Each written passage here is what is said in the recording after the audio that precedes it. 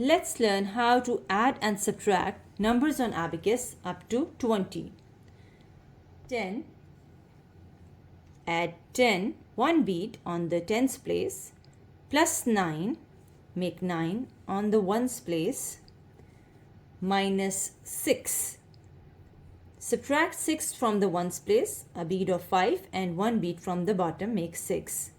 Answer is 13. 17. Make 10 on the tens place and 7 on the ones place. Minus 15. Now to subtract a number, you take the beat away from the bar.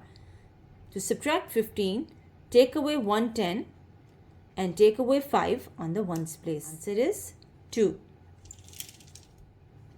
13 minus 12. Take away 10 from the tens place and take away 2 from the ones place. Answer is 1.